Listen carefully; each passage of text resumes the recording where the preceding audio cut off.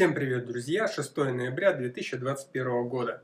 Что сегодня в новостях? В компании SpaceX протек бачок, за что получит 10 лет Дэя Льюис. И, соответственно, про нашу четверку вчерашнюю, которая напала на мужчину с ребенком. Итак, поехали. В SpaceX протек бачок. Это значит, что в понедельник, то бишь послезавтра, американские астронавты будут приземляться на Землю в памперсах. То есть они сейчас сидят, на самом деле, там в космосе летают, наверное, пользуются МКСовским туалетом, а приземляться, когда начнут, они будут пользоваться памперсами, потому что в корабле SpaceX протек туалет. Ну и, соответственно, все, что они туда сходят в туалет, это будет летать в невесомости везде. И, как говорит одна из астронавток, космос — это сплошные проблемы. Одной больше, одной меньше. Нормально, в памперсах приемлемо. Замечу, что вроде бы как у нас, по-моему, тоже были когда-то проблемы с туалетом, и как-то мы их тоже решали. Но сейчас времени не было просто подготовиться к этому выпуску новостей, найти подробности, потому что я играл в Майнкрафт. Следующая новость. За что получит 10 лет Дэя Льюис? В США есть такая 28-летняя Дэя Льюис, и она нарушила правила дорожного движения. Ее остановил полицейский, а она покашляла на него и сообщила, что у нее коронавирус. И теперь ей грозит 10 лет тюрьмы и штраф $150 тысяч за терроризм в условиях чрезвычайной ситуации. Вот это я понимаю отношения. Все в напряжении, поэтому хер ли ты, так сказать, набрасываешь. Я думаю, 10 лет это вполне нормально за то, что она покашляла на полицейского. Представьте, человек нарушил правила дорожного движения. Выписали бы ей штраф, даже если $10 тысяч, это все равно не $150 тысяч, и тем более не 10 лет, чтобы посидеть в тюрьме. Но глупые люди, они везде найдут себе проблем, поэтому почему бы и нет. И про нашу четверку, которая напала на гражданина с ребенком на руках. Да, это не грудной ребенок, но тем не менее они шли с ребенком на плечах, он нес его. А тут на него начинают нападать и страшные вещи вытворять. Что поручил Бастрыкин? Бастрыкин просто был в бешенстве. Поручил прочесывать там все стройки в поисках всяких приезжих. Понимаете, да, ситуацию?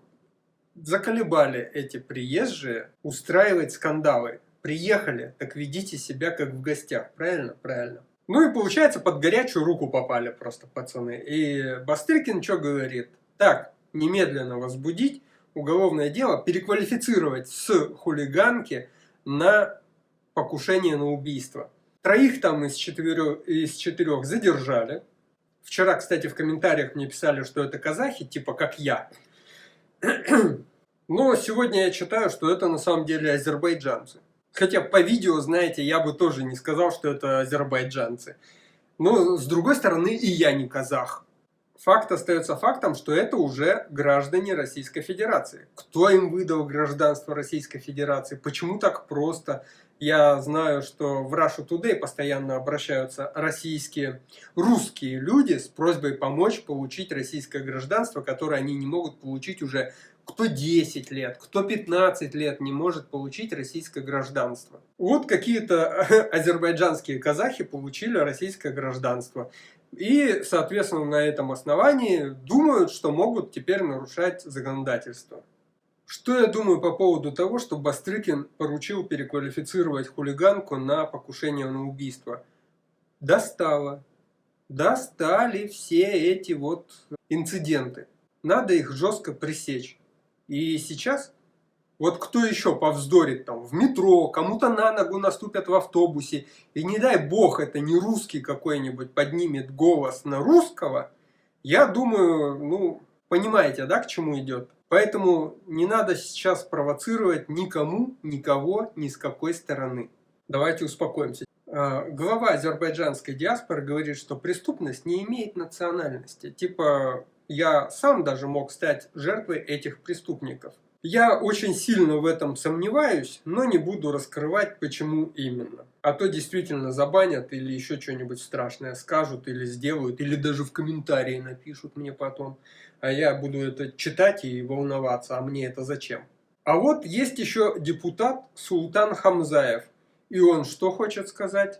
Что он хочет сделать? Он хочет запретить средствам массовой информации и блогерам указывать национальность преступников. И как в телеграм-каналах пишут, вот у него есть дырочка, у этого Султана Хамзаева, он свое мнение может свернуть и засунуть его в эту дырочку. Я на самом деле понимаю, что неприятно, наверное, когда указывают твою национальность, но вы правда думаете, что если мы запретим указывать национальности преступников, то это как-то повлияет на толерантность общества к этому вопросу? Как-то поубавится ксенофобии? Да наоборот, ксенофобия только вырастет, мне кажется. Другое дело, что надо, как Бастрыкин делает, ужесточать наказание, тут же находить всех и привлекать к ответственности, чтобы просто стычек не было.